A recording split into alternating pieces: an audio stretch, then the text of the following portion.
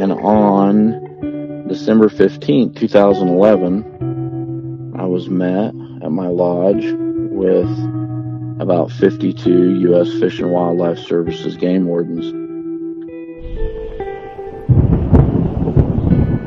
Welcome to the Foul Front Outdoors Waterfowl Podcast, where our goal is to recruit and educate new hunters while entertaining the rest of you.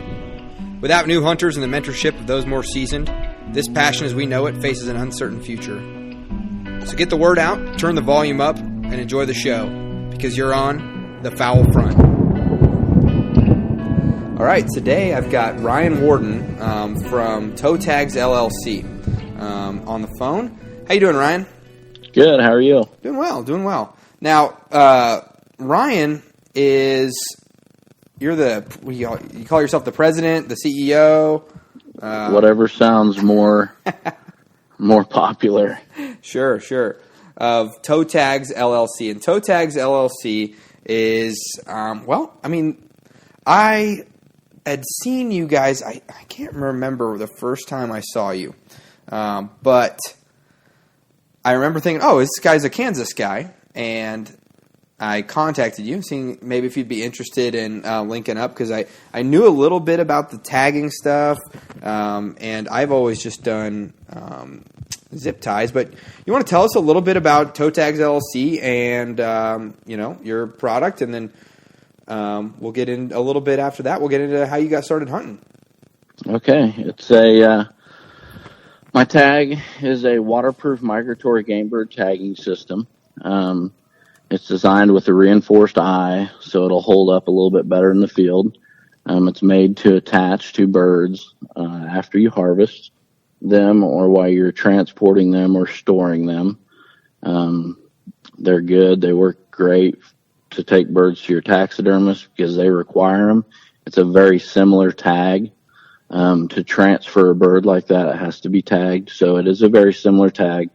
We went through and worked pretty hard to make it waterproof friendly and waterfowl friendly, I guess would be a better term.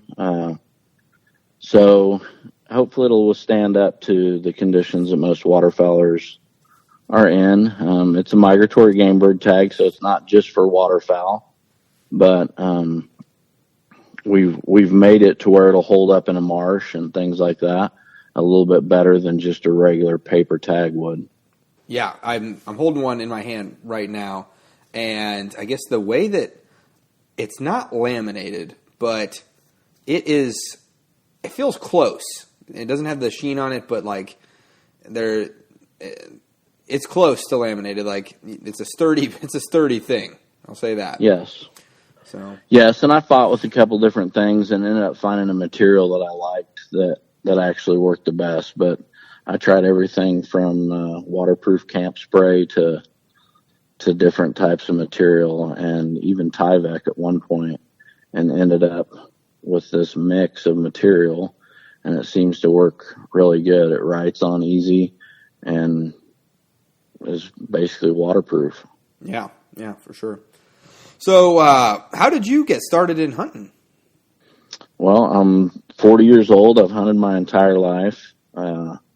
My passion for the outdoors started when I was young with my dad and a duck blind. I remember specifically, we had a German short hair at the time that couldn't retrieve anything. Her name was Daisy. We thought she was the best thing ever. I don't know that she really ever retrieved ducks, but we sure like to think she would. We spent more time throwing rocks out there trying to get her to see the ducks and whatever. But I was young, and I remember specifically it started with teal, and they were a fast flying duck, and I just enjoyed it. So as I grew up, I started to expand that a little bit, and found myself at the age of 14 driving a 4-door blue Grand Marquis car, and I had a couple dozen shell decoys in the back and a gunny sack and a shovel in case I got stuck. And I went out pretty much every chance I got and hunted a lot by myself. the call of choice at that time was a Big River honker. For those older guys that are listening, you probably owned one at the time. It was before short reeds got real popular. And I just grew my love for it and set it up to where I had weight class in high school first hour so I could try to hunt in the morning and go to school and change out. So I just continued to grow my love for it, and it grew into hunting everything, deer and turkeys and everything else, but I really favored waterfowl and migratory birds in general, and went on to college and did normal college guy things. And throughout the course of the time, I found myself as a co-manager of a sporting goods store in Hays, Kansas. And we were selling foils calls at the time. And one evening I was there by myself and was about to close, and the phone rings and I answered it, and Jeff Foils was on the phone, and we ended up setting up a shoot for the next morning. He was coming out of Loveland, Colorado from a calling competition and wanted more footage. Explained that he was going to sell the footage to Realtree Outdoors, and so that was kind of exciting, that if we could make something happen that would work. And so we ended up going to the SHOT Show that year in Vegas, and our picture was on the back cover of that DVD. So that was pretty exciting. It sold in Walmarts across the United States, and that was in the early 2000s. I continued my love, ended up in Canada with Sean Mann and several other places with a lot of high-end celebrity hunters. And we were doing pretty good at it. I didn't know anything about tagging at the time. Had never heard of it. As a hunter, I'd never taken the time to read anything about the Migratory Game Bird Treaty Act of 1918. I strongly recommend listeners looking that up and reading through it, taking some notes in it. It can save you a lot of trouble in the long run. So my love just grew, and I grew with it. And as the co-manager of a sporting goods store, people were constantly coming in asking for donations for Ducks Unlimited, Quail Unlimited, Pheasants Forever. And we had several leases. Me and my buddies had several leases up around Kerwin, and I said, why don't we start giving away hunts? Everybody wants to hunt with us anyways. And that would take some pressure off the store.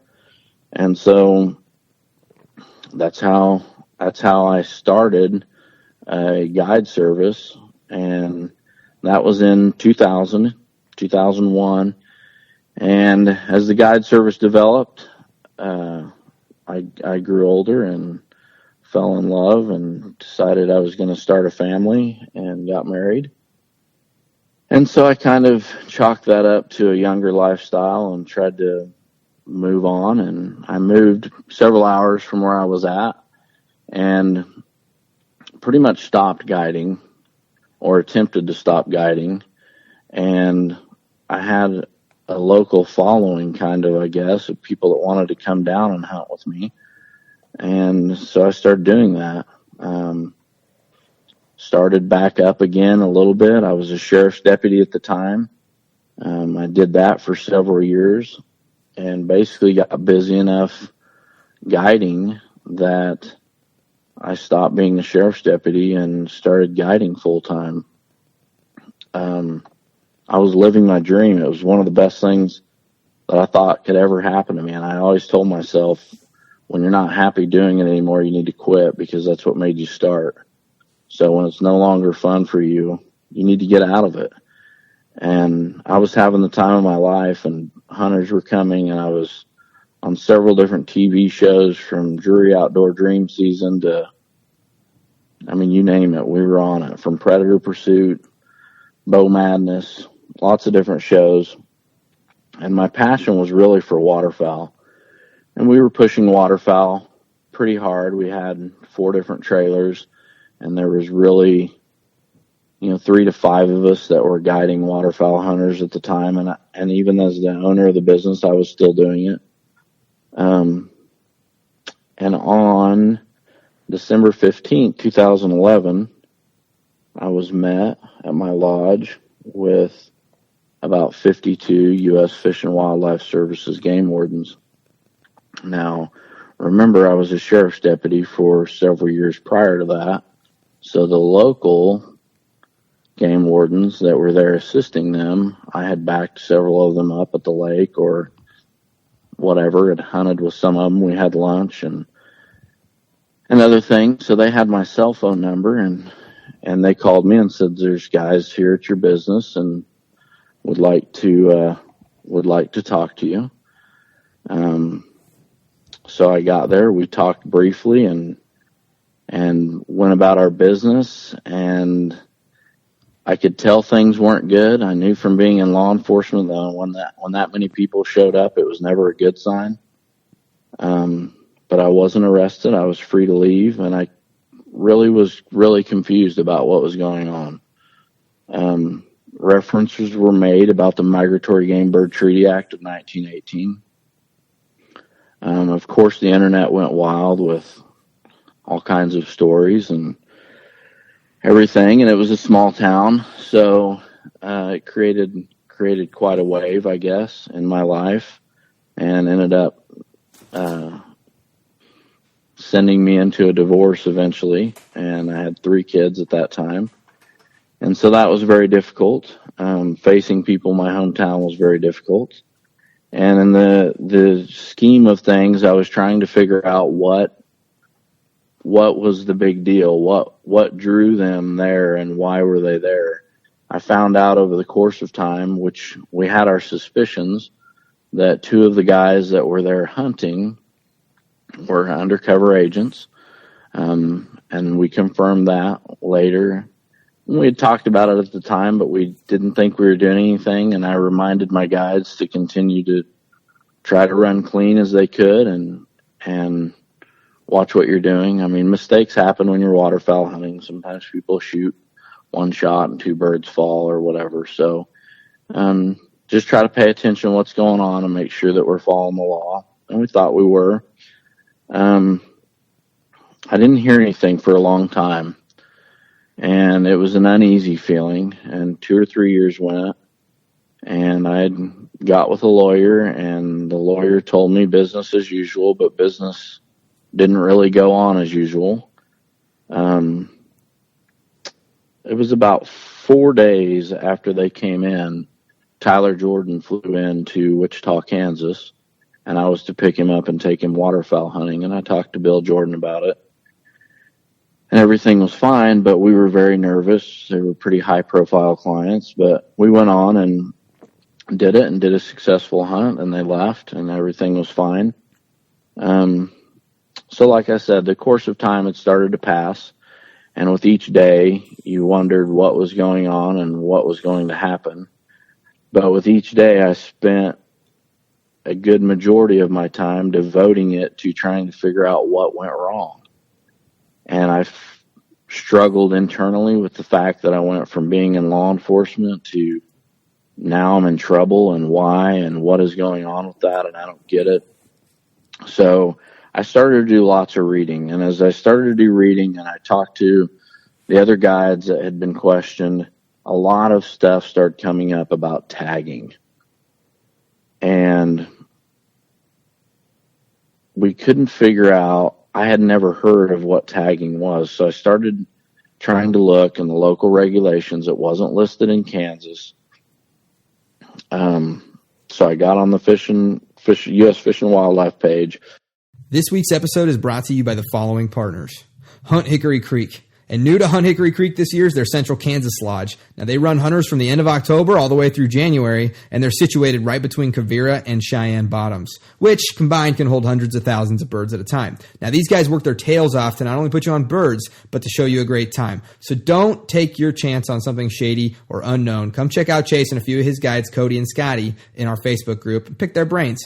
And if you're going to hunt Kansas, Hunt Hickory Creek. We're also brought to you by Dive Bomb Industries, the fastest growing, most affordable decoys on the market. With unmatched customer service, you can find them on Facebook, Instagram, or divebombindustries.com. You can also find Asher in our listeners group, and you can use the code FOULFRONT to get your 10% off and get yourself into a large, effective, and affordable and easy to set up spread. It takes about a minute to set out a dozen. They take up no space in the garage or truck. So go get yourself twice the decoys with half the price and none of the hassle at Dive Bomb Industries.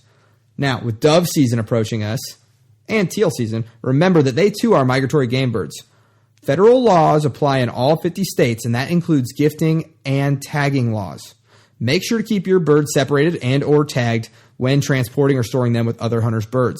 This includes from field to home as well. Gifting in the field, although commonly done, is never legal under 50 CFR 2040, and it must be done at the donor or donee's personal abode. For other helpful hints and tips, check them out on Facebook or under Toe Tags LLC on their website at toetagsllc.com. Have fun, be safe, and keep it legal.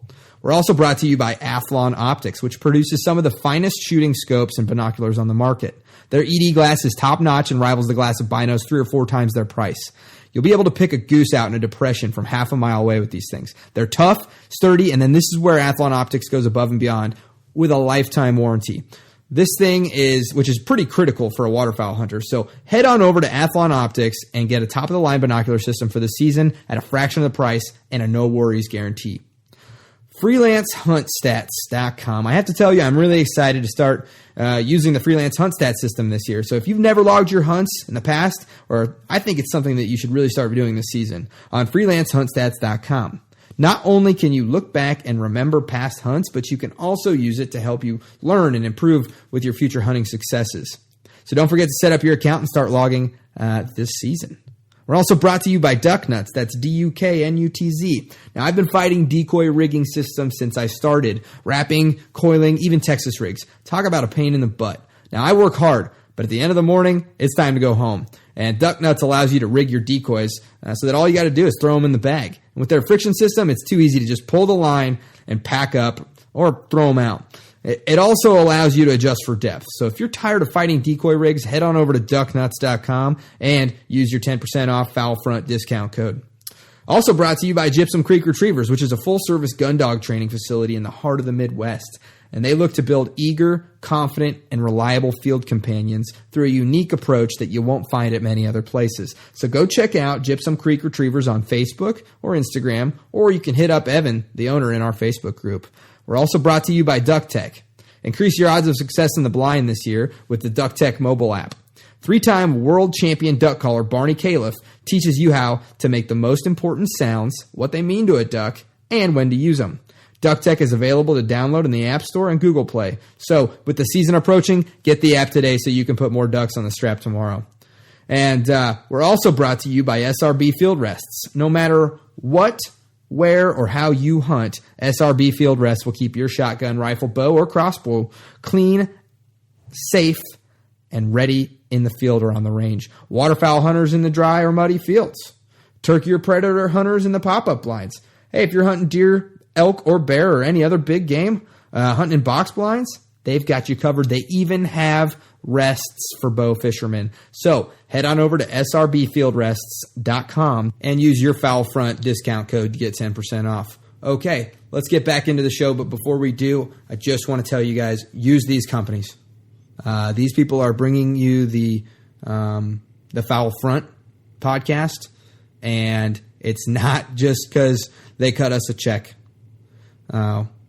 We have a lot of people out there that want to support the show, and these are the ones that we choose. These behind all these companies are great people, really fun people to work with, and I hope you get to know them just as well as I do. And these products are great. So when in doubt, choose one of these companies, and we appreciate you supporting the people that are bringing you this show. All right, let's get back into the episode. Ended up finding some information on there, but it was a very gray, vague law, and it was difficult to understand. The law reads, it's 50 CFR 2035, yep. And the law reads, no person shall possess, have in custody, or transport more than the daily bag limit or aggregate daily bag limit, comma, whichever applies, comma, of migratory game birds, comma, tagged or not tagged, comma, at or between the place where taken and either A, his automobile or principal means of land transportation, or B, his personal boat or temporary or transient place of lodging, or C, a migratory bird preservation facility, D, a post office, E, a common carrier facility. And so my question after reading that was, I'm sure what most of you are. And like confusing almost. Yes, lots of commas, lots of A, B, C's, and D's, or this option or this option. And so I read it several times and started to try to find help with it, and ended up on the phone with the U.S. Fish and Wildlife Service out of Denver, Colorado. The two agents that had hunted with me on 27 different occasions were special agents at that office. I talked to them a little bit, but they were still involved in my case. So I knew from being in law enforcement that wasn't going to work real good. They knew from being in law enforcement that wasn't going to work real good. So we had to ask other people. So I talked to other special agents in those offices, and of course they were walking on pins and needles as well as far as giving answers. But I think it grew itself. The relationships grew themselves, and they found out that I was in it not only to figure out what was going on, but for the better, for the growth of the industry and the better off that we would all be, I guess. If that makes any sense. Yeah. So what was the end state? Pardon me? What was your end state? Well, so I ended up with, after about a 4-year period, I was still guiding, had moved lodges to a different town, and they send me a 27-page federal indictment and asked me if I wanted to enter into a plea agreement, or they were going to file this indictment. This was a draft copy of it, or they were going to file this indictment. In the indictment, the majority of what the issue was tagging, transporting birds that weren't tagged, or storing birds that weren't tagged. Because I was doing as an outfitter and making so much money per hunt, was taking money for it, they became Lacey Act violations, and most of those became felonies. And the felonies were punishable up to 6 months in a federal prison and up to $15,000 in fines per incident. And I was facing several of them where the two officers saw me, transporting untagged birds. They saw in the freezer that there was untagged birds. And the learning curve I was on prior to seeing this draft copy of this indictment, I knew that those were violations that I was going to see, because when I started learning more about the do's and don'ts of tagging, I found out that there was a lot of things that I didn't know and I had never heard of, and I definitely was not doing. And I also found out there didn't have to be intent to violate that law, which means when you're speeding, it doesn't matter if you know whether you're speeding or not, you can still get a ticket. There's no intent there. Now, if I tell you and we're at the softball field, and I tell you, go 3 houses up on the right-hand side, there's a blue house, open my garage door, get the mower, come back down here, and we'll load it in your truck. And I really meant 2 houses, and you go up to the 3rd house, open the garage, remove the mower, you have not committed a crime, because you are not knowingly violating the law. So there's the difference between intent and no intent. Right. There's no intent involved with a tagging violation. They don't care whether you know it's a law or not. They're going to write it. Does that make sense? Yeah. Yeah. So they began to discuss what they were going to do, and they landed on 3 misdemeanors. And the first misdemeanor was I was 1 dove over the limit on one of the hunts. The 2 agents were on with me. We had a dog out. We were in a flooded bean field, and the dog retrieved a dove that I had shot, apparently,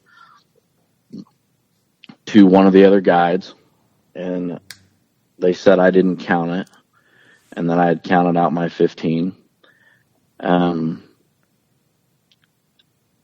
going back, they had hunted with me for 3 years, and this was now 4 years later.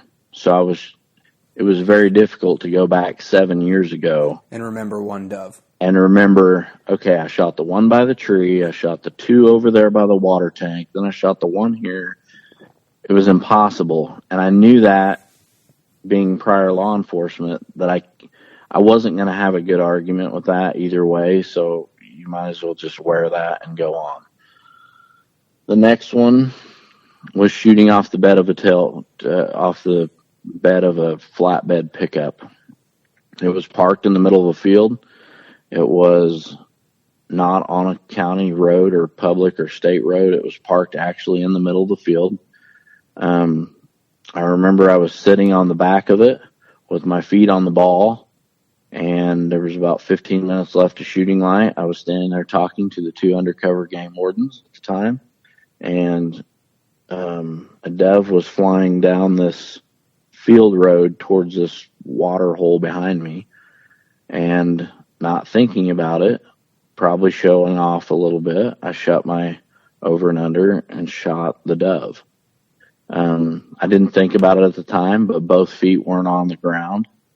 So I was shooting from a motor vehicle, although it wasn't running and nobody was in it. So that was the second misdemeanor. The third misdemeanor was for transporting untagged doves.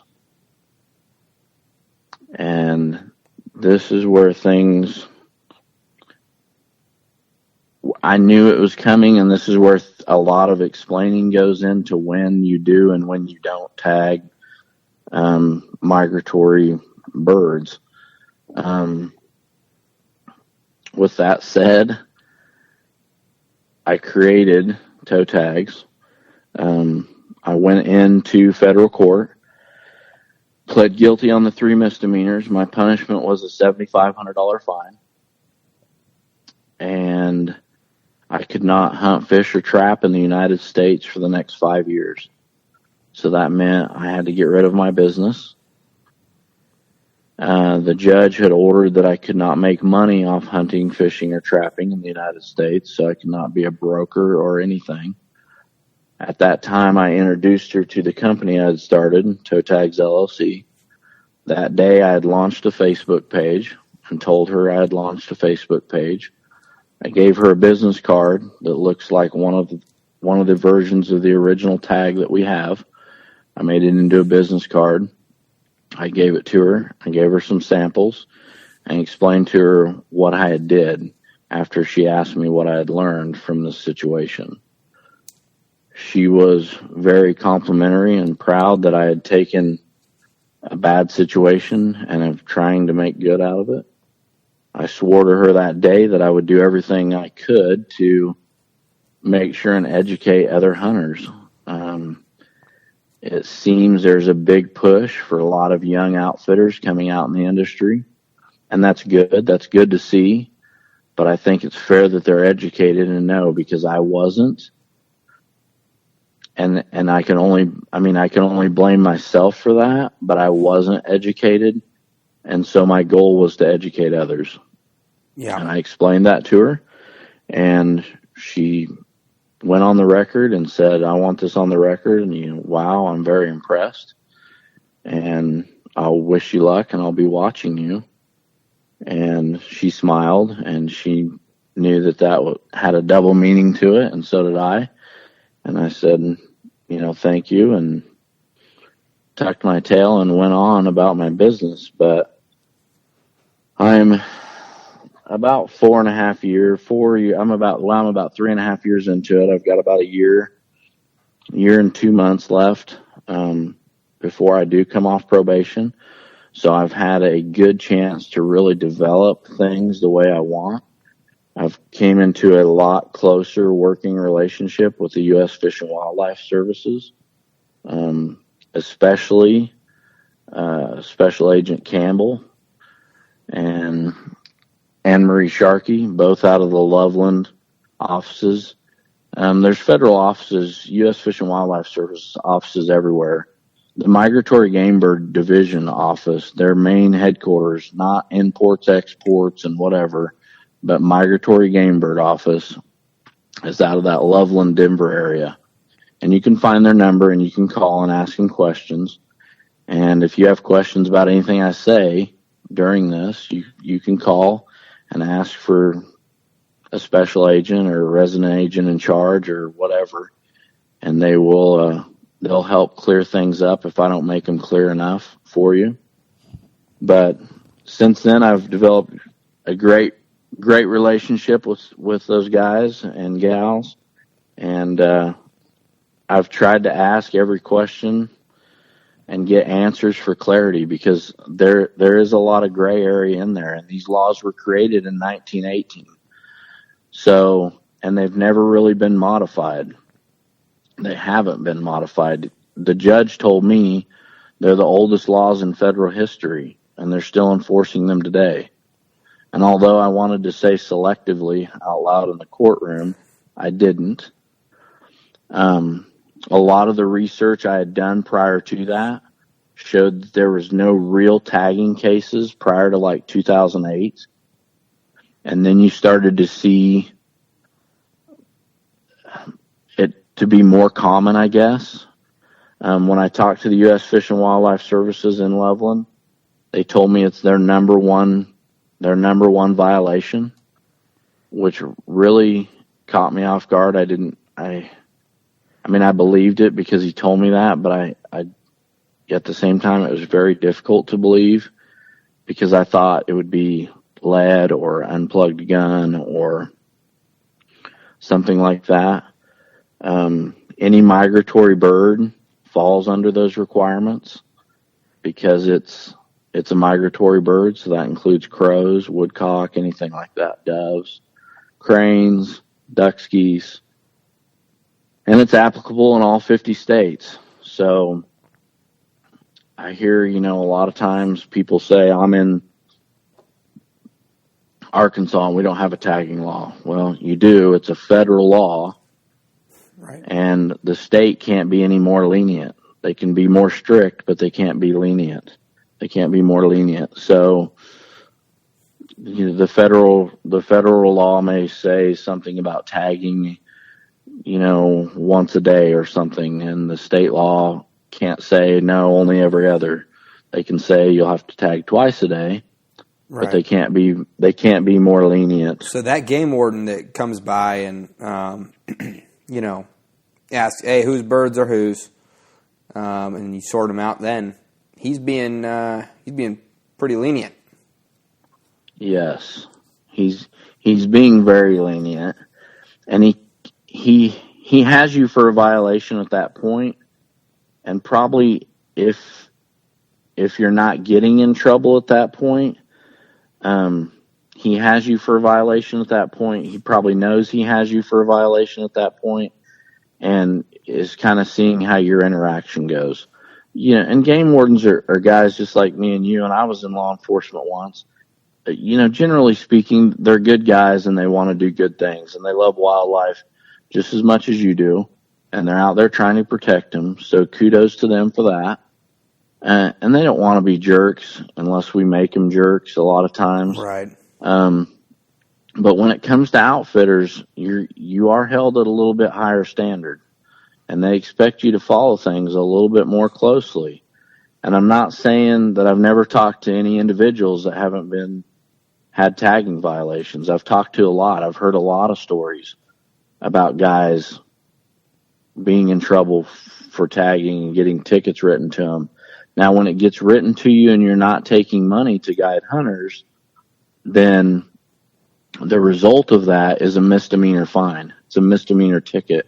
It's not a Lacey Act violation because you're not taking money for that. Yeah, you're just simply committing it. I suppose we should back it up just for, maybe some people that are new to waterfowl or hunting and stuff, maybe explaining the Lacey Act for just a minute or two and what its original intent was. The Lacey Act was created in 1900, and its job was to begin to protect wildlife, and it even led into trees and certain types of wood. Gibson Guitar, I believe, don't quote me on this, but one of the major guitar guys got in trouble under Lacey Act violations for bringing in certain wood that was supposed to be protected. So, and of course, this was not in 1900. This was much later. But the law was, there was no law to do anything. And people were going down the rivers with, 4-gauge punt guns stuck to the front of their boat, and they were shooting, mass numbers of everything from deer to whatever. And so basically they came out and started to try to protect things. The Lacey Act kind of failed. It didn't. And I say that, and that's what ended up getting me. So I guess it did not fail, but it failed at the time. They weren't accomplishing the results they wanted to. So there was two senators, a guy by the name of Weeks and a guy by the name of McLean, and I think they were like Massachusetts and Wisconsin senators. And sometime around 1913, they tried to make a little bit more severe laws, which those laws ended up falling into the foundation, I guess, for what became the Migratory Game Bird Treaty Act of 1918. So there's a Weeks-McLean Act, and then there turns into the Migratory Game Bird Treaty Act of 1918. So they're kind of steps that moved things in the right direction, I guess, to start protecting the wildlife. Right. And so you weren't just floating out into the to the bay and shooting 600 canvasbacks in a day to sell on the market. Yes, and it fell into basically everything, and that's why you have deer tags, and that's why you have a bunch of that stuff falls under the Lacey Act, and then the Migratory Game Bird Treaty Act focused obviously more on migratory game birds, but they were trying to stop the sale of ducks and doves and migratory birds market. In general. Yeah, on the market. Yes, on a market, to a meat market. So they came out with tagging and said it's going to be tagged if it's going to be tagged basically. So we know who did what, and if it's not tagged, then whoever's in possession of it's going to be in trouble. Right. Because otherwise they're just going to say, "Oh, I don't remember. It was up to him to tag him." So they had to make penalties on both sides. So they made it, and this goes all the way through with gifting under 50 CFR 2040. It falls under it. This guideline lays out across all this stuff to try to cover tagging in general and all the situations, from tagging in the field to tagging in transport or storage or gifting. Yeah. And that's how that lays out. And we can cover as much or as little of that as you want. Yeah, I think we should start with, field possession and then move into transportation. Then we can get a little bit into, taking it home and gifting. Okay. So the Field possession limits. I misread my notes earlier, but the field possession limits basically state that you have to be in direct possession of your birds, whether they're tagged or not. And for example, if you are in the field and tagging occurs, that's fine. Me and you hunt waterfowl, and we're laying in the field shooting field ducks, and me and you shoot some field ducks, and I tag mine and I set them behind my blind, and I get up and decide I'm going to go back to the pickup. We're done for the day. It doesn't matter if my birds are tagged or not. I have to carry those birds out with me.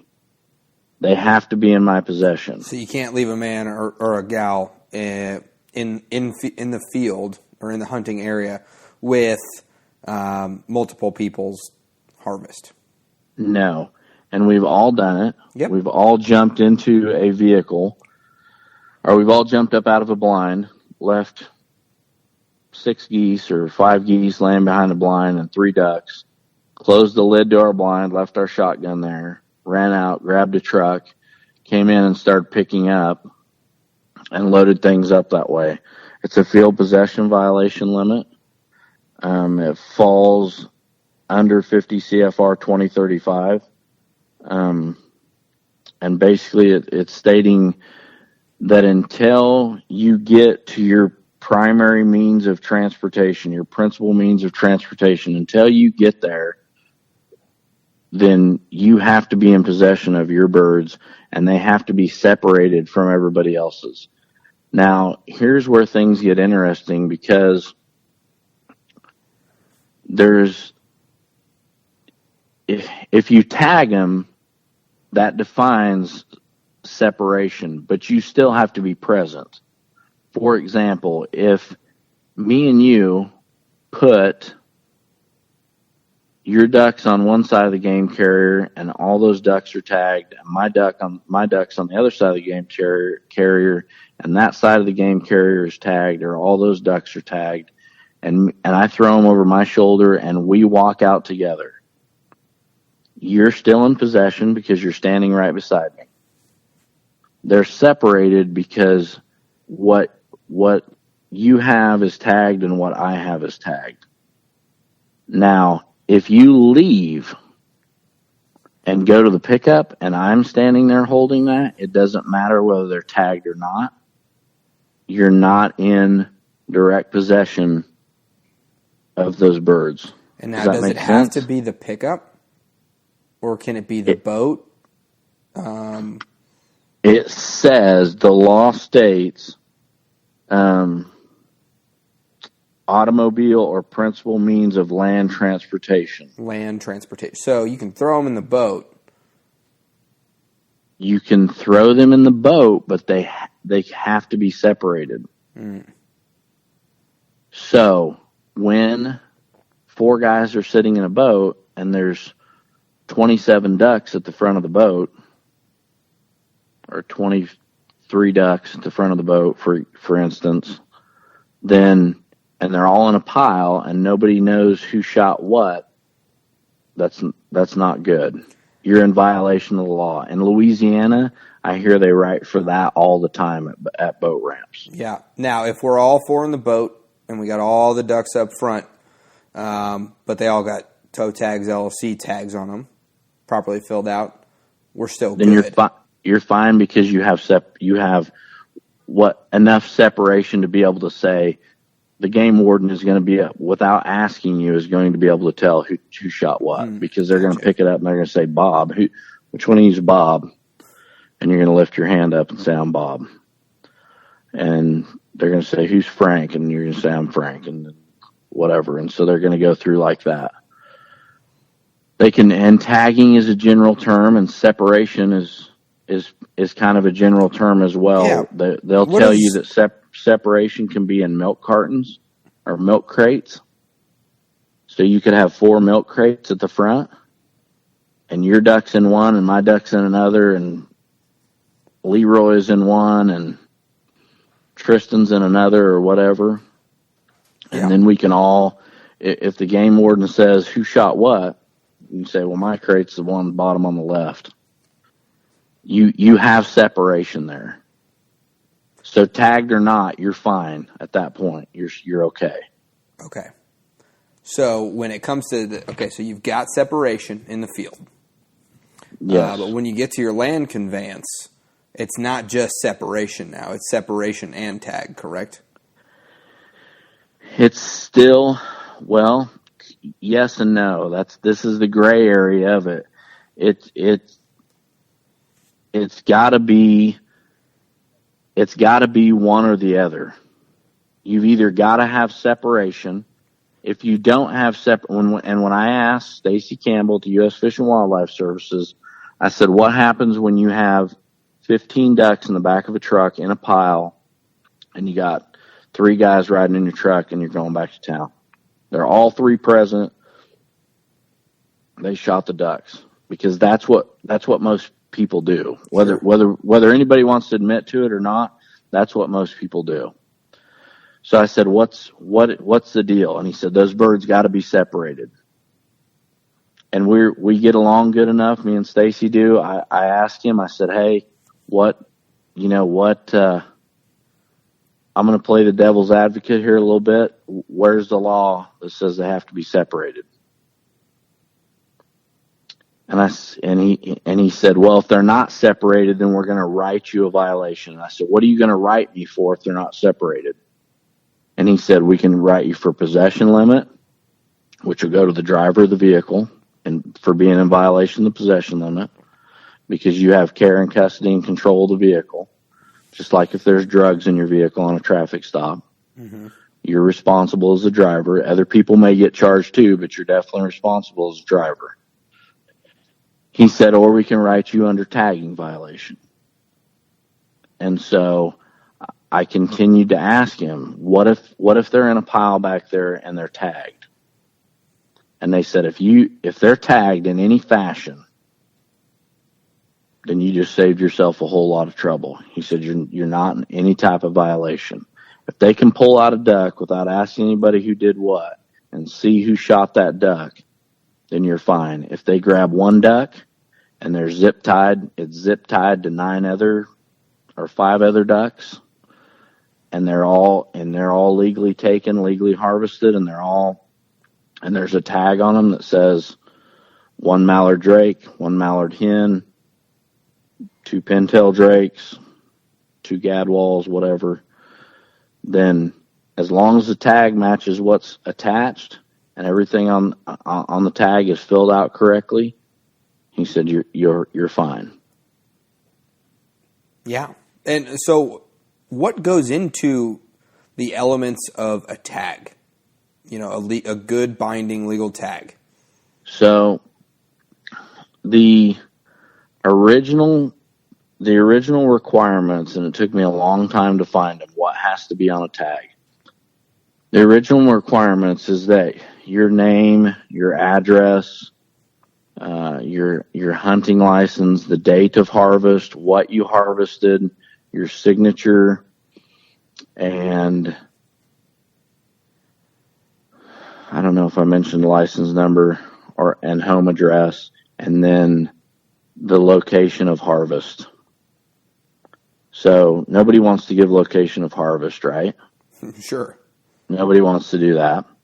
And location of harvest, I think, fell more along the lines of what state you were in. So I've worked with the U.S. Fish and Wildlife Service and got the information on the tag that needs to be pertinent. All the tags right now, when you go in and buy a hunting license, it's electronic. Yep. All your game wardens can pull that up in their trucks with their MDTs. So the U.S. Fish and Wildlife Service has allowed some of that information to come off there. They're saying by putting your name and your license number on there, that's going to attach your most current address because they're going to be able to look it up by license number. Gotcha.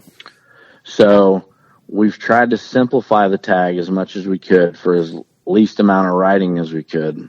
In the same token, I originally thought and originally opened the business with individual tags for each bird.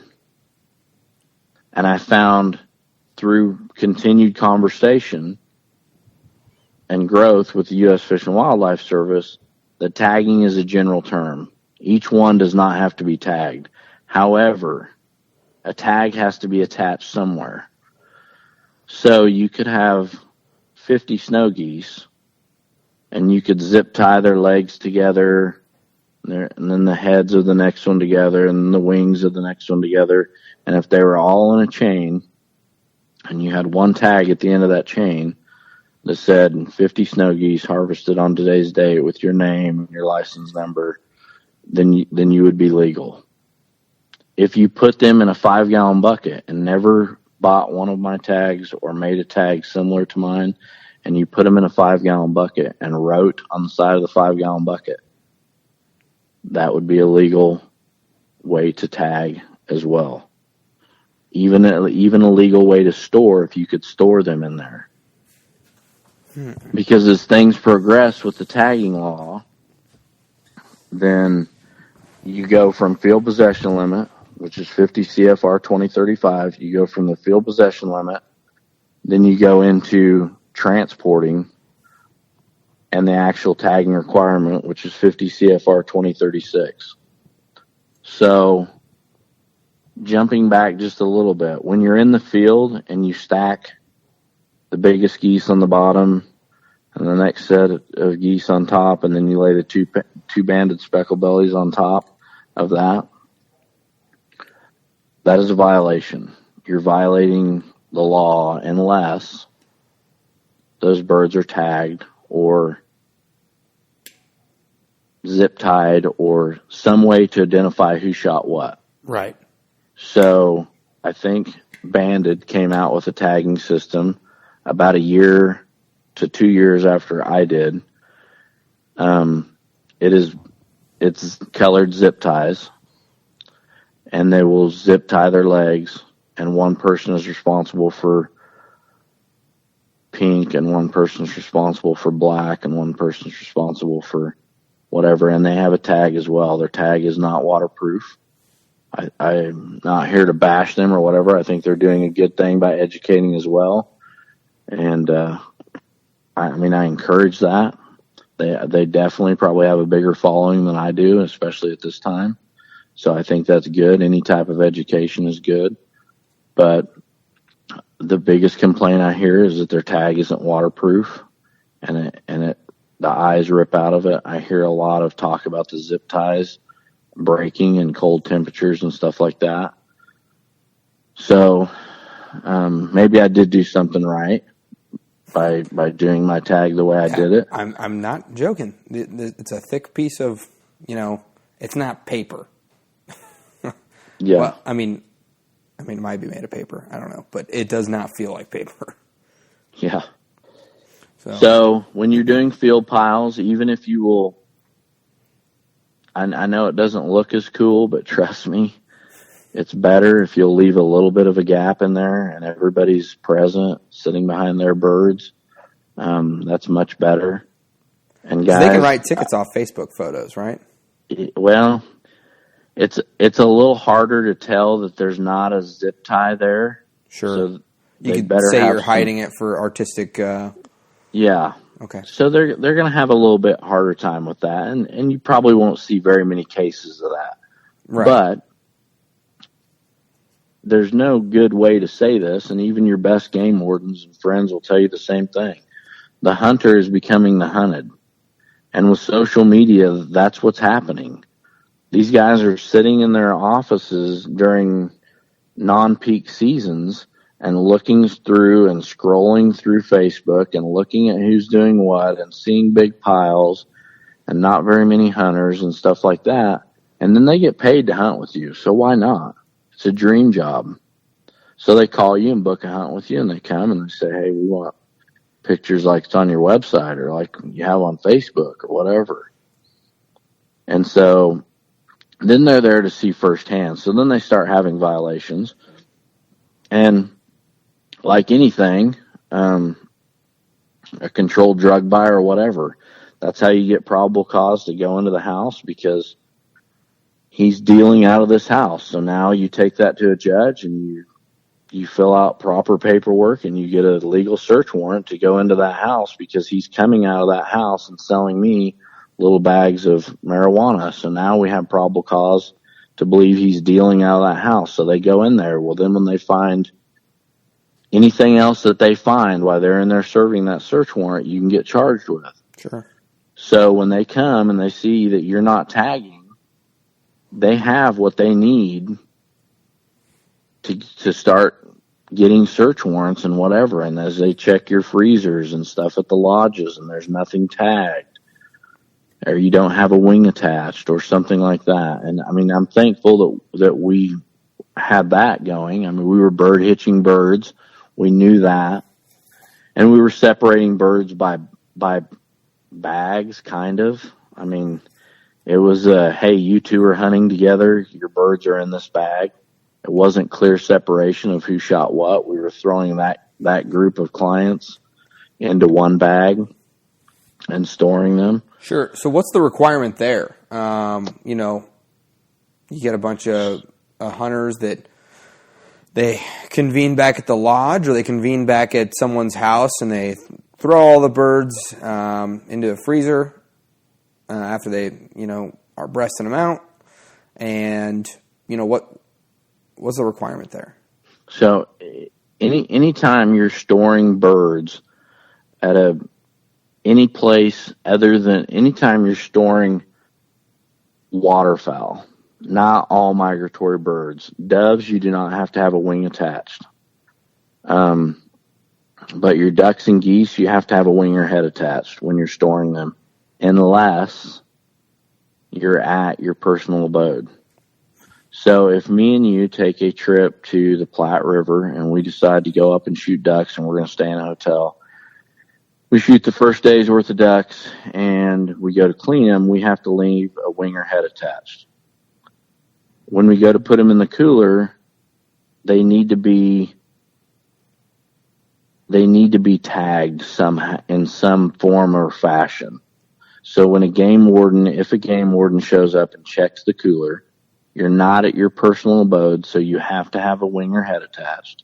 Right. He's going to find that, and he's not going to have to ask, whose is this? And we say, well, we kind of put all of our mallard drakes in one deal, and I think he's got a hen in this, mallard hen in this, and I got two pintails or something in this. I don't remember. There's no confusion. And one of the things, you know, it doesn't really make a lot of sense, but when you look at the whole picture, it makes more sense, because if he scans those birds for lead and finds lead in them, and you're saying those are your birds, then he doesn't have to worry about proving who did what. You openly admitted those birds are mine. I've tagged them. Those birds are mine. And so if he scans them and six out of six of them have lead in them, there's no argument. Well, they weren't mine. We put them in a big pile and they could have been his, and we didn't have them tagged. So he wants to see him tagged. He wants to see him properly labeled. It makes his job easier no matter what he's doing. Right. And it makes him feel more comfortable that you're being a good sportsman, a good steward of what's going on, and you're basically doing what you're supposed to be doing. Right. So when you go to a lodge, when you go to another outfitter, those outfitters should make sure that those birds are tagged if they're storing them in their lodge freezer. And that's where I got into a lot of trouble, is because I had multiple clients there with multiple birds in my freezer, none of which were tagged. So then all of a sudden it becomes a possession violation for me, because it wasn't my personal home, but I owned that lodge. So it starts to become possession issues, ticket issues, tagging issues. And so that created quite a problem. So right. Another good thing about the tag, my tag being durable and waterproof, is that you can pull it off. You can clean your 6 ducks. You can bag your 6 ducks. You can write bag 1 of 2 on one bag and 2 of 2 on another, and stick the tag to bag 1 or whatever, and it's going to identify, it's going to match everything up for the game warden. So when he looks, he's going to see, we got six or 5 ducks, 6 ducks here, and we've got them between these 2 bags. We got bag 1 of 2 and bag 2 of 2. It's attached to this bag. This is what they said they are. Pulls them out. That's what's in there. So it can go straight from the game tote to the bag, essentially. Correct. So you can just have that one heavy hitter tag, and we'll get into the different products that you do offer. But you can take a heavy hitter tag, and take it straight from your game strap. Just duct tape it onto a plastic Ziploc, and you're good to go. You can either drop it in a Ziploc and stick it right to the front. You can throw it down in the bag with it, because remember, it's waterproof. It's not going to cause any problems. You're just going to have to dig a little bit deeper for it. You can take clear packing tape and stick it right on the front. We looked at doing bags. We had a request to do bags at one time, like a Ziploc bag that you could write on the outside of it. And the more I talked to the U.S. Fish and Wildlife and other people, they said, you got a tag already, a good tag. Just stick with it. Yeah. Stick it. You're better off just to stick it on there. Sure. And be done with it, because it has your most accurate information. It has the date you hunted, what you harvested. Yeah, because then you're just writing twice. Yes. Yeah. Correct. And we don't want any more work. And honestly, yeah, you think about, you're out there hunting, and if you got to write down everything multiple times, that can, I can see and that. That was, yeah, exactly. Go ahead. And that was one of the reasons that we ended up going to the heavy hitter tag, is because the more I learned, I thought, okay, instead of filling out 15 individual tags to attach to a group of doves, I can fill out one heavy hitter tag that says 15 doves. I can put them in a Walmart sack, throw my tag in there on top of them, tie them in a knot, and throw them in the back of my truck, and I'm legal. I don't have anything to worry about. I can hook it to my shell belt that's holding my birds or my vest or whatever. And when I take my vest off to ride back into town and set it in the back, it's all right there attached together. Yeah. You've got, the 3 different things. Well, I guess you have 4 different products, correct? I have several, some of which came upon request. I have the original tag. That's just one tag, one bird. It's a 1 tag, 1 bird type of tag. I sold a lot of those. I still sell a lot of them. But a lot of times I sell those to guys that are shooting sea ducks or swans or birds where they don't have a lot of harvest. They're not going to be killing the numbers. Yeah. And a lot of times they're going to take those birds to be mounted. Sure. And so you just walk in and hand it to the taxidermist, and it's got everything the taxidermist needs. And so when you take a bird into the taxidermist and they make you fill out paperwork on it, and ask for your license and stuff, that's what they're doing. Because they're about to become the person that the outfitter was, and they're going to be storing that in their freezer. And when the game warden comes by, they have to have that accounted for. Sure. Does that make more sense, maybe? Oh, yeah, absolutely. So there's the original tag. The second tag that I came out with was a gift tag. That's the red ones? It falls under 50 CFR 2040. It is the gifting laws. I made it to where all you have to do is fill in the blank and pass it along. Okay. So that was the second tag I came out with. The third tag I came out with was a heavy hitter. And when I originally produced the heavy hitter, I put the multiple birds on one side. It's got like 6 spots for birds.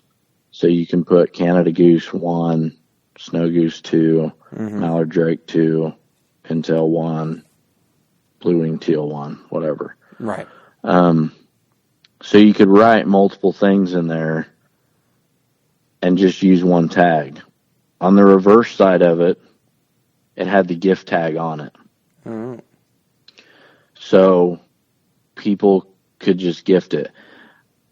It costs more to produce that tag. Sure. And I try to drive the price down as much as I can.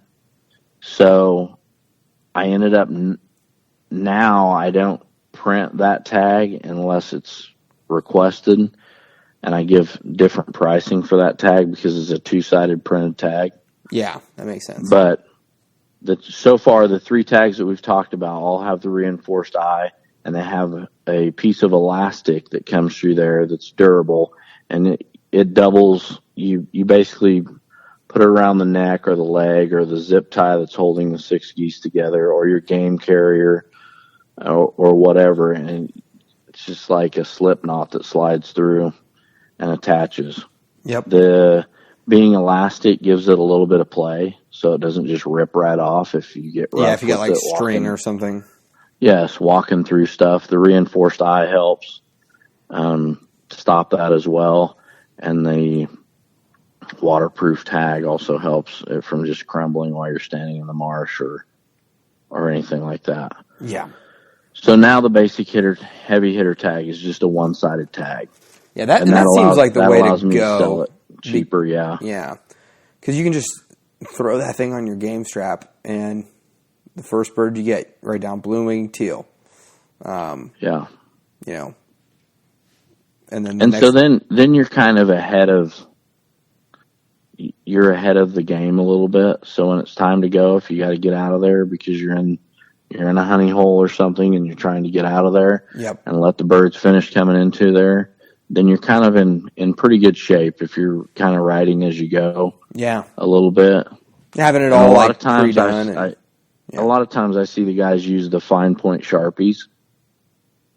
Okay. And they seem to work, really good. You don't have to worry about a pen getting cold. Yeah. Or anything like that. Yeah, I think I threw it. I always have an alcohol marker in my blind bag, so I think that's probably what I'll use. Yeah. So then people started wanting actual carriers. So I started to work with a company on some game carriers. I made a game carrier that was out of leather and brass, so it wouldn't corrode in the marshes. And it had a tag attachment with it, and it's a leather tag attachment, and it has a brass clip, and it would clip to that carrier, and it had a pocket in it, and you would slide a tag down in it, and it was a smaller version of a heavy hitter tag, but it still had the 6 spots. Yeah. And it would fit inside that leather deal and give you a little bit of reinforcement, a little bit more protection, and you could ride on it there was nothing in your way. You could ride right to it. And then I noticed that I started selling more of just those because people were clipping those on the zip ties, or people were making their own game carriers out of paracord. Yeah. They didn't want your game carrier. They wanted the tag. They wanted the tag deal. Yeah. And those they have a reinforced eye, but that's just because we make everything with a reinforced eye. They don't have the elastic running through them. Right. And so they just sit inside the carrier. And all that stuff, you can see pictures of all that stuff on the website as well and on my Facebook page. Yeah, for sure. Well, yeah. Well, kind of hit it all there. The first time we talked, I was blown away by, all the stories you had told me, or this exact story pretty much. And there was a couple other, outlying questions that I had, as far as, how can people get a hold of you to get these things, Well, you can look us up on Facebook under Toe Tags LLC. I have a Facebook page started. You can find us on the actual internet at www.toetags, TOETAGS, LLC.com. You can email me at Toe Tags LLC at yahoo.com, or you can reach me by phone at 620-204-1493. It is a cell phone, so you can text me or call me if you want. If I don't answer right away, remember, I'm no longer an outfitter, so I have a regular job, and so I will call you back. I have it set up online for an online store. You can go to my Facebook page and get to my online store and look at it, or you can just go to the actual website and look at it, and you can order off that website. It's set up with PayPal. If you want to call and do stuff over the phone, I'm set up to do Square, or like I said, I'm set up to do PayPal. But so here's another question too for you. So there's people listening right now that are probably, and you've had a lot of this, probably calling BS. What you've dealt with quite a bit of that. What? Where people calling you out saying, you're a liar and all this other stuff. And what do you like? What do you say to them? You don't. I mean, it was really difficult at first when I first started. And I'm not a real old company. It's 3 years, basically 3.5 years since I launched. So if you're bored, you can go back and look at early postings I had on my Facebook page, and you will see, there was 2 likes or 3 likes or whatever, or you would see people get on there. And I used to delete a lot of that early because I didn't like the negativity. Yeah. I didn't like reading the negativity because I felt like, hey, I'm out here trying to help you guys. Yeah. And you think I'm a liar. And and I promise you there's guys listening right now that think I'm a liar. I got kicked off of one of Minnesota's waterfowl pages on Facebook because they said I was a scam. And so there is that out there. I promise you, with every ounce of my heart, listen to what I'm saying, do the research, and don't just do the research by calling your local game warden. Because a lot of your local guys aren't real clear on what the tagging laws are. And so that creates a little bit more confusion. And I've dealt with that here in the state of Kansas, and Kansas residents will know that. I've been to the game commissioner meetings and pushed them to get tagging into the regulations. Kansas has had regulations for like 52 years, and I have every copy. I bought every copy. You can still get them from Pratt, and I've got every copy that was ever out. It was never in any regulation until 2 years ago. They started putting the federal law as it reads into regulation. And so you'll see it in the Kansas books. So it's been a difficult road because there's nothing there that's telling people you have to do it. It's like using your blinker on a dirt road. It's a law to do it. Now, when you go to turn into a cornfield to set up decoys, do you turn on your blinker to turn in to a cornfield? Most of the time you don't. Is it a law? Yes, it's a law. Can you be ticketed for it? Yeah, you can. Will you be? Probably not. Maybe not. But that goes back to what I was saying earlier. As the outfitter, you got to do it. If you're an outfitter and you are not tagging birds, you're feeding birds, your family with it, Yeah, if you're not tagging birds and storing birds that are tagged and doing things like that, you're in a lot of trouble, and it's coming. It's going to catch up to you at some point, and it's coming. Yeah. So, on the individual level, I mean, it's recommended. It's still a law. are you going to get as much grief for it? Some guys you talk to say yeah, some guys you talk to say no. Louisiana, they print a sample tag in their book. So guys in Louisiana, in your regulation books, you can look in the back under 50 CFR 2036. Gives you a sample tag just like mine, except theirs isn't waterproof. And that's the purpose of it. All these duck camps and hunt clubs and whatever. So hunt clubs it's a must at hunt clubs. And surprisingly, a lot of your hunt clubs do tag in some form. And then when they find my tag, they say, hey, that's a lot more convenient than, I talked to Tim Grounds last week. He called me about tags, and he's been using butcher paper and baling twine, like the fabric stuff that's got the reinforced in it. Yep. And he's old school, and I love the guy. He's great, and he made the sport amazing. But he's real straightforward too. So he gave me some ideas on some different stuff. He said, I support you. I think you're doing a good thing.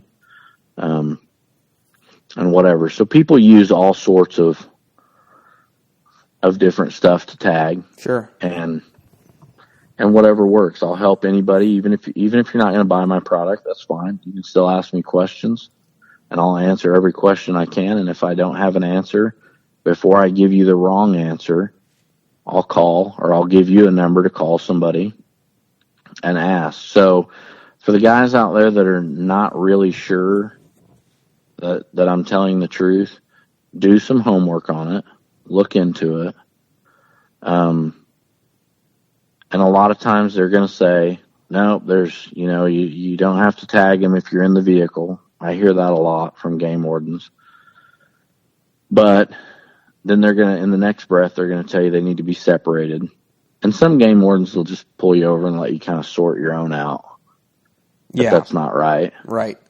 But like I said, don't subject yourself to subjectivity. And when you're only talking, what is it, quarter a day?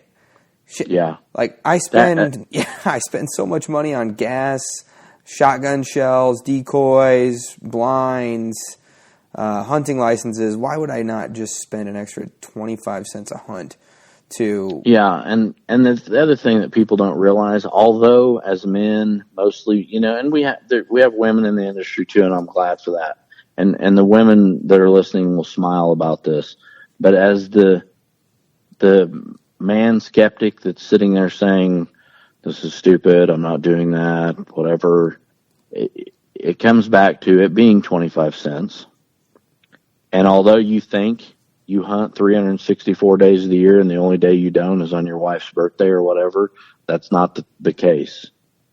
I mean, most of you guys are hunting on the high end, you're hunting 80 days on the high end. Yeah.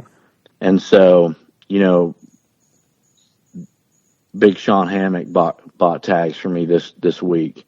I'm mailing him out tags. So guys are seeing the product that know about tagging, and they're tagging. I'm sending a lot of product into Canada with guys that are going up there, because as you're coming back and forth, and it is a law in Canada as well.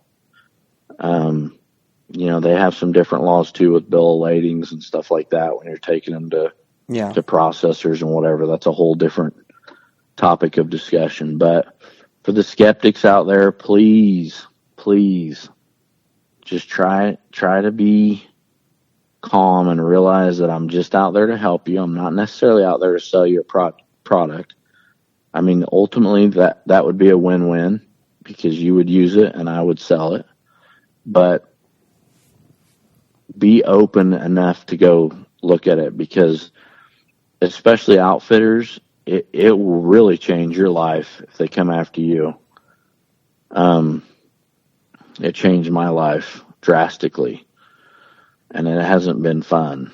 But now I'm in a lot better frame of mind, and things are good, and it's made me who I am, and here I am, and people have plenty to say about me, but I still stick my neck on the line to try to help you guys get the education you need and do the right things. Yes, sir. Now, what's that first hunt back going to be like? I don't know. I was thinking we had a cold front move through Kansas this morning. Yes, sir, we did. And I was noticing the birds on the retention pond south of the place I work, and noticed that there was several new birds there. And it brings a smile to my face. And when they get up and move, I still listen. The other night I was on a dirt road from one location to another and came across the spot I used to hunt, and it was loaded with doves, probably thicker than I've ever seen them in there. And that still makes my heart beat. It's hard because I gotta wait. But I don't know, first hunt back, and I've met a lot of friends and a lot of people that have thanked me for helping them. And so I've been invited to hunt, sea ducks in Maine and all sorts of different things. And although, like I said, I would love to just come back and never look back and hunt the rest of my days, because it'll be a long 5 years by that point. I don't know. It'll probably be very surreal, I guess. Yeah. And, I just appreciate you for coming onto the show and supporting the show, and being able to put all this in front of my listeners. And if there's any of you out there, like I said, a real quick way to lose a hunter, and we're not in any position to lose hunters right now. Even the bad hunters we have out there, we need to educate them and, retain them and make them conservation, ethical hunters. And what quicker way to lose a hunter than $200, $300, whatever, how many $100 fine for not taking 25 cents out to the field, or haven't seen a game warden all month. I don't need to tag them. I'm probably fine. You know what I mean? One of those things, and I agree. And there's like I said, I've done everything I can to make it as cheap as possible. So, I mean, even at 40 hunts a year, you're hardly anything into it. You're $10 into it. Yeah, exactly. So get some tags, and a lot of guys end up buying tags from me, and they buy extras, and they give them to their buddies when they go and whatever. I mean, it kind of takes care of their own. Yeah. Yeah. Well, Ryan, I appreciate it, and I'm looking forward to hearing more from you. We're going to be doing like some specific example stuff in the upcoming episodes. Like, hey, did you know you messed up when you do this type of thing? And if anybody out there is listening, it's not worth it. Just go do it. It is. It's a lot simpler. And like I said, if you need anything, feel free to reach out to me anytime. I care if you don't think you'll ever reach out to me. Save my number. If you get into a jam, call me and say help or whatever. I'll be glad to help you. I'll be glad to walk you through something if you end up dealing with the U.S. Fish and Wildlife Services in your lodge or whatever. I mean, I'll be there to support you and tell you, hey, it's going to be all right. You're going to live through it. It's not the end of the world. Take care of your family and friends and whatever, and I'll help support you through it. So keep my number around. If you ever need something, let me know. Again, my number is 620-204-1493. Or you can email me at Toe Tags LLC at yahoo.com, or message me on our Facebook page. We're on Instagram, Twitter as well. Or you can go to the website and you can contact me through the website as well. So don't be scared to reach out to me if you have a question. Ultimately, I am here for you guys. So feel free to reach out to me if you have something or something pops up and you think, hey, I wonder about this, or I wonder if he knows or whatever. I'll be glad to help you find the answers. And like we were talking, there's no reason to get in trouble over something silly. As you know, our nation is under somewhat of an attack against hunters all the time. And the more of us that can stick together, we got to ensure our future, our kids' futures.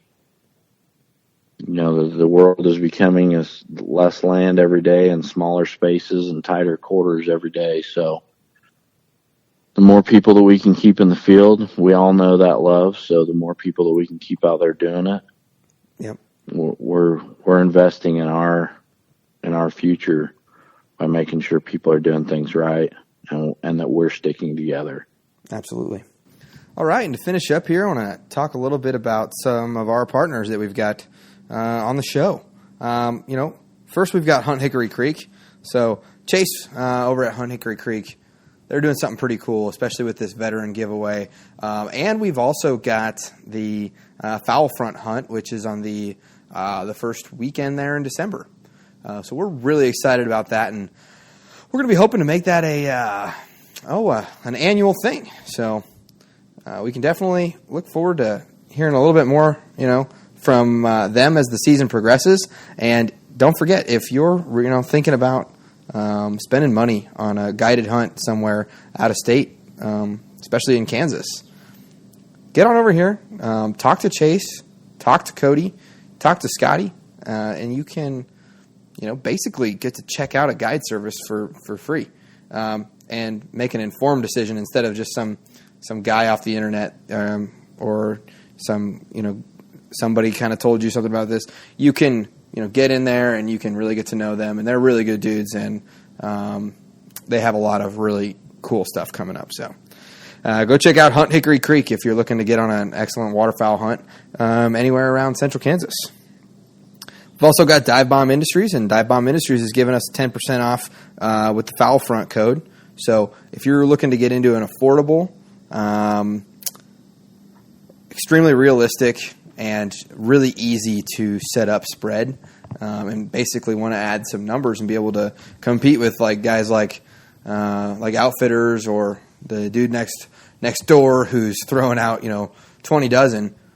Go check out Silhouettes, because go check out Dive Bomb Decoy Silhouettes. So these things they're legit, and it's a really good way to build numbers fast and to compete.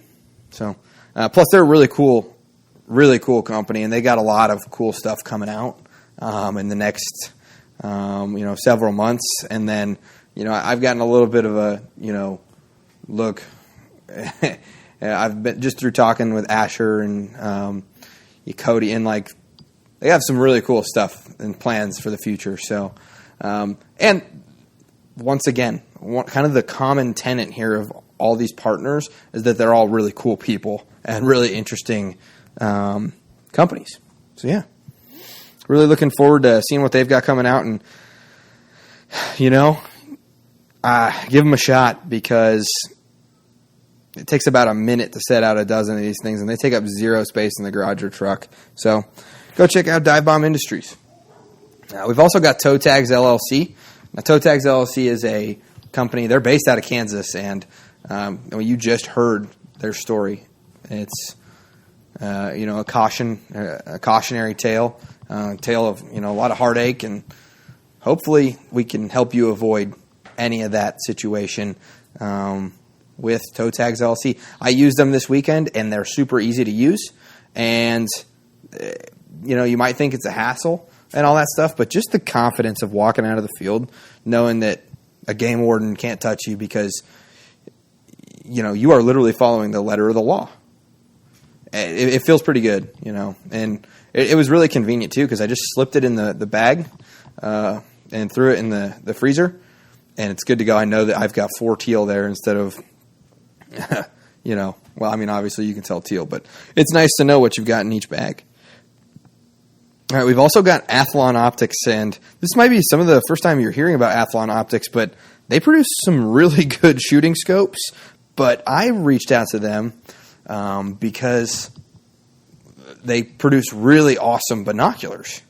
And I'm telling you, I've looked through these Athlons, and I've got a pair in my truck right now, and you can see so much better. I pulled up, I won't name the brand that my dad has, but we're looking out, through his, and then I pulled mine up, and it's a clear difference. And not to mention, any company that is willing to go out there and say, hey, here's a lifetime guarantee, lifetime warranty. It's good to know that you can have your binoculars and use them instead of having to keep them in an egg carton or something in the back of your backpack. Or it's good to know to just go out there with confidence that if something happens to them, there's a company that's going to stand behind them. So, yeah. So go check those out. That's Athlon Optics. They're also a Kansas company. And if you give Athlon Optics a quick Google search, you're going to find that this is not some small time thing going on here. They're in most of the top fives for as far as glass, and they're producing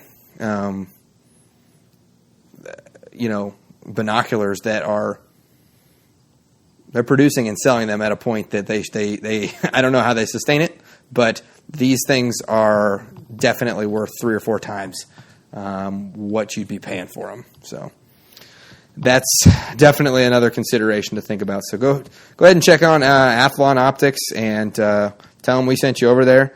And you know what? We're going to be doing a couple giveaways that they've sent us over some binoculars, and instead of just keeping them in my blind bag, I'm going to try to put them into yours. So look forward to that. We've also got Freelance Hunt Stats. That's obviously Elliot from over there at Freelance Duck Hunter. He is got this awesome entrance system where you can basically plug in all of your data instead of just keeping a journal of kind of what you did. This thing actually, it's a journal, but you can go back and you can analyze it, and you can use the analytics, and you can break stuff down. It's pretty cool. And just give up one Starbucks or give up, one Monster a month, and you'll be in like Flint. So go ahead and check that out, and then you can improve on your future hunting successes and basically get to go back and look fondly on all these things. That's one of the things that I like about my hunting journals, and what I'm really excited for this thing is because now I can go back and be like, oh yeah, you remember that? Yeah, that's cool. So, yep, go check them out. We've also got duck nuts. Duck nuts, I hadn't used them in the field until this weekend. They're amazing products.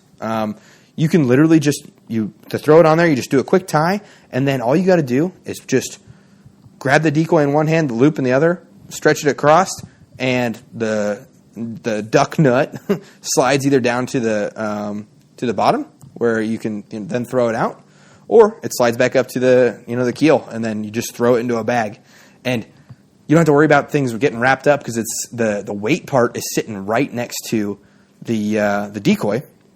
And so you throw them all in a bag, and all you got to do is grab plastic, and then the freaking line just follows it out.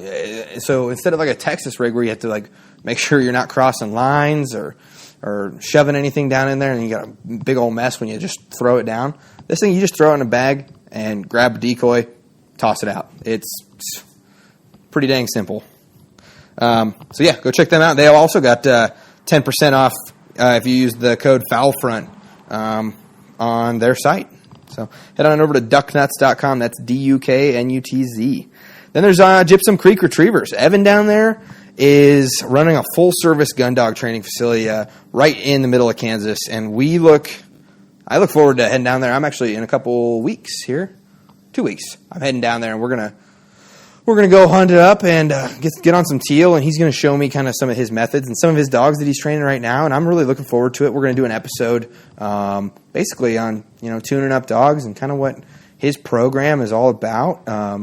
It's not like most of the programs out there, but it's got some similarities with some of the really more successful dog trainers out there. So yeah.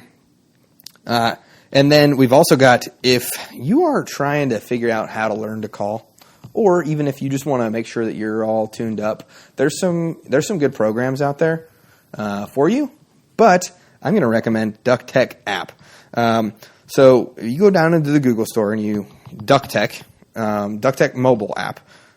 Download this thing, and it's got Barney Califf on there, who is a 3-time world champion duck caller, and he teaches you the basic elements of your duck calling, and kind of tells you what they mean and when to hit them and all that stuff. I looked through it, and it's pretty cool. The coolest feature about it is you can hear it. It goes wah wah wah, and then you can make the sound wah wah wah. It'll record you, and then it'll play it over that. So you can say, okay, this is what they sound like. This is what I sound like. Oh, okay, dang. Okay, delete that recording, and then hit it again. And so that you can kind of compare and evaluate yourself. And I think that's an extremely useful function. And then we've, last but not least, we've got SRB field rests. And these things are cool too. They're also a local Kansas company. In fact, where he gets them manufactured and molded I'm up here at my parents' house, and I'm looking south, and in Nebraska, you can just about see 20 miles, and you can almost see it. So, and anyways, these things are pretty cool. Instead of laying your expensive shotgun in the mud, you just stick this thing in the mud or the ground, and it props it right there. And they've got stands for all sorts of stuff. They got crossbows, shotguns, rifles, and whether you're in a dry field or a muddy field, or if you're in a marsh, the flooded fields or the flooded timber, he's got something for you. So head on over to srbfieldrest.com and enter the code FOULFRONT for a 10% discount store-wide. Well, all right, Ryan. I appreciate it. I thank you very much. And, I look forward to spreading this message and helping everybody out. And, staying legal. All right, that's right. Keep it legal. Keep it legal. And thanks a lot for having us on the show. Yeah, absolutely. All right, Ryan, you have a great night. Thanks. All right. Thanks for listening to this week's episode of the Foul Front Waterfowl Podcast. Please come join us on our Facebook group, the Foul Front Waterfowl Podcast group, where you can connect with a good group of hunters, because we're all in this together. We need to act like it so that hopefully our great grandkids will be hunting ducks over our favorite public lands.